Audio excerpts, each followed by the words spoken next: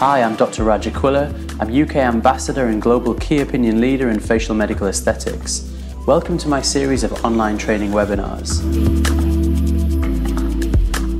Now we have to evaluate whether or not we need to treat the infraorbital crease. Let's get the eyes, thanks. Stop.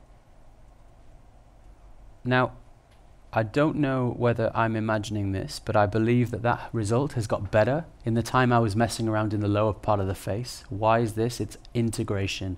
Integration will continue to improve throughout 2 weeks. It'll go from macroscopic to microscopic to then molecular. And then we'll start to see true uniformity of how the product and the tissue is interacting. But what's happened here is that we've seen integration and this further lifting. There's more scleral show on the right-hand side, but this concavity on the right-hand side is definitely much deeper when you compare to the tightness that's been generated here. Also, this tear trough is almost fully corrected, whereas she has a really good going crease in this side. So let's now just do some very subtle work for the tear trough and the lateral canthus. So back to the volbella, thank you.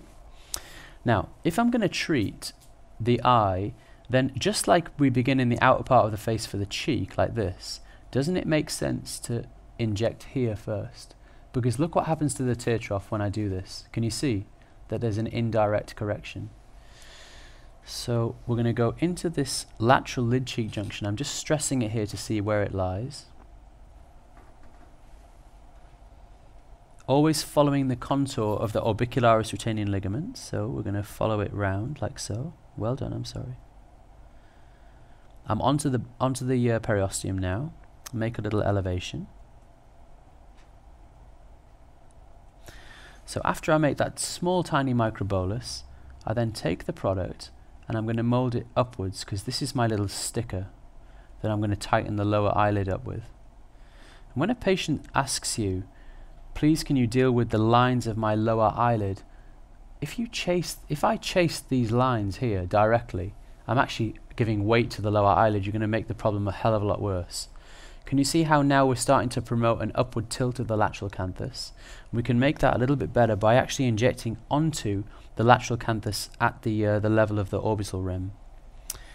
So this is the position for the injection. It's nice and steep, and I go all the way down. I'm sorry, open your eyes, that's it.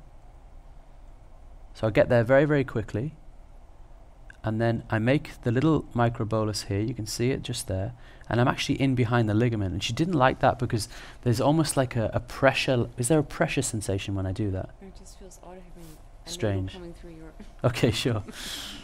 Yeah, well, actually I can assure you this, so it never went into your eye, but you know, stranger things can happen, eh?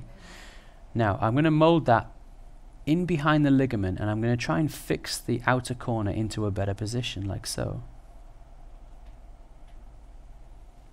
And this should remedy the problem of the tear trough as well, hopefully. Let's just take a look at it.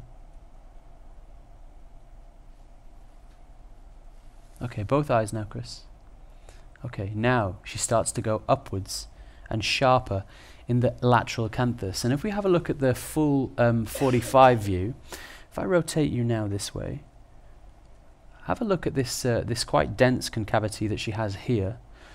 Give me a big smile.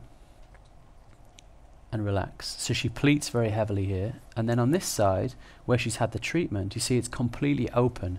And now back to the makeup, because I'm interested in this.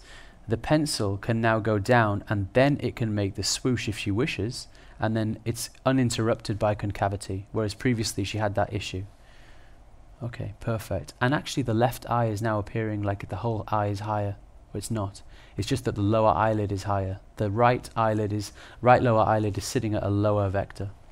Finally, let's finish up, because I think we're just going to be struggling for time. We're going to do the temple injection for you, okay? And the objective of this is to give lateral support to the lateral brow, but also to the upper eyelid as well, like this. So we'll go with the Voluma. Perfect, thank you. Clean, needle, fresh. So this is the temporal fusion. You can feel it in yourself. Temporal fusion line is the frontotemporal suture. This is its intersection point with the supraorbital crest. It means that if I'm going to calculate an injection point, I'm going to go 1 centimeter up and I'm going to go 1 centimeter down, which is going to correspond to here. And if I do that, then of course I must calculate exactly where superficial temporal artery is. So I feel for it laterally, and I can't feel it. Feel for it a little bit more medially. I can feel it with this finger, but not this one yet, not the upper one. So I run that now up to see where it's going. And actually it is running just inferior. See, there's some anatomical variation, and this will change patient to patient. So what I'll do now is we'll adjust the injection position and go even more superior medial to this point. Always feeling, touching, make sure that you're safe. And this, remember, is more for the bruise than anything else, because it's about staying away from it for the injection, and we'll do that by aspiration. Stretch the skin if you can see if you can find any veins. This is the point at which I'm going to go in now. And the injection planes now, remember, are skin, superficial and deep fascia, and then temporalis muscle, and then straight onto the bone. In fact, look how shallow it is. I'm straight onto periosteum here. So fix with the other hand. I'm going to show you the hub of the needle. We'll do a nice strong aspiration, but hold it there for a second for absolute safety. Then now we can make the injection. You can see the whole thing is starting to inflate, and it's starting to run now inferiorly to where I'm injecting. Can you see it's extending well below where the needle is? And it really wants to flow very fast, so I'm almost restricting the amount of flow that it's able to achieve. That was only 0.2, but I can see already correction, so I'm going to come out now. And we always just say a little prayer at that point. There you go.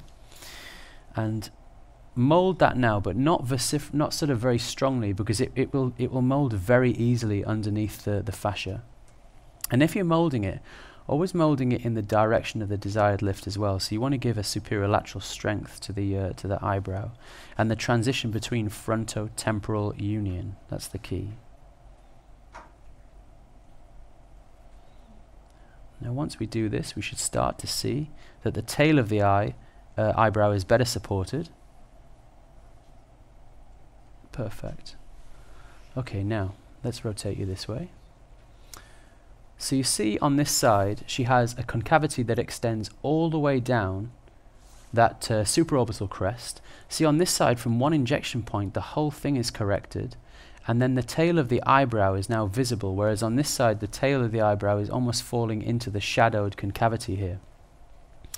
And the objective is also to stabilize the lateral upper eyelid, so it just supports the work that you do already in the infraorbital region.